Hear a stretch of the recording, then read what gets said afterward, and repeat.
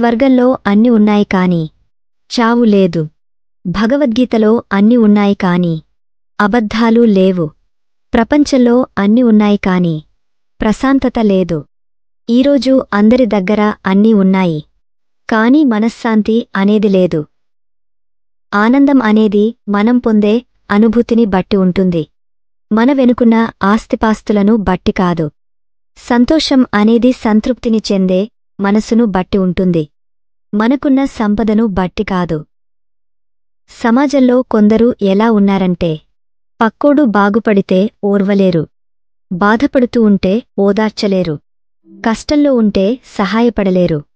సగం సగం తెలుసుకుని విమర్శలు మాత్రం చేస్తారు. తమ తప్పులు దాచుకుని ఎదుటి వాళ్లు తప్పులు ఎంచుతారు.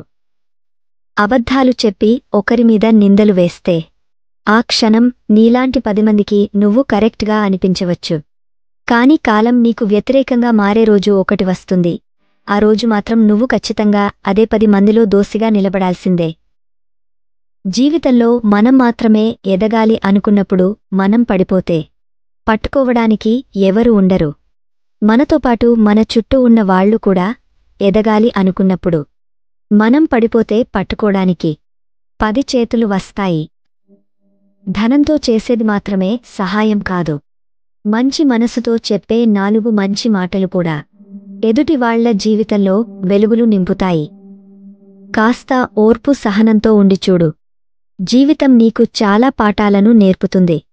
ఓర్పు ఓటమిని ఎరగదు, సహనంతో సాధ్యం కానిది లేదు. ఈ 2 ఉన్నవాళ్లు జీవితంలో ఎప్పటికీ ఓడిపోరు. ఇదే నిజమైన జీవిత సత్యం.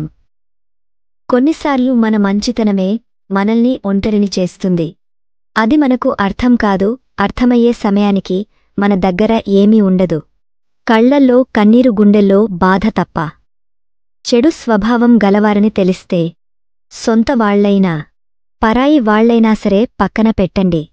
ఎందుకంటే మన తోటలో పండిన మిరపకాయ కదా అని కట్టెలో పెట్టుకుంటే అది మంటనే పుట్టిస్తుంది, కాని చల్లదనాన్ని ఇవ్వదు. అలాగే చెడు స్వభావం గలవారు కూడా అంతే.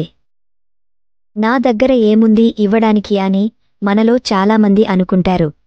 కాని ఎంత ఇచ్చిన తరగని కరగని ఆస్తులు 2 ఉన్నాయి.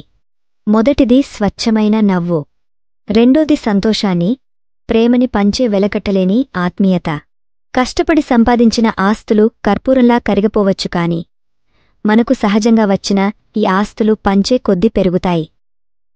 మనం దూరమైతే అవతలివారికి మన విలువ తెలుస్తుంది అని అనుకుంటాం, కాని అది పొరపాటు.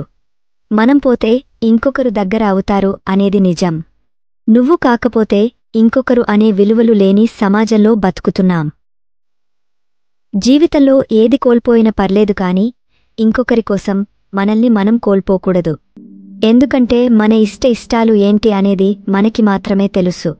కాబట్టి ఇంకొకరి కోసం మనల్ని మనం వదిలేస్తే చివరికి నీ గమ్యం ఏంటా అనేది నీకే తెలియకుండా పోతుంది. ఇప్పటి రోజుల్లో ఒంటరిగా ఉండటమే మంచిది.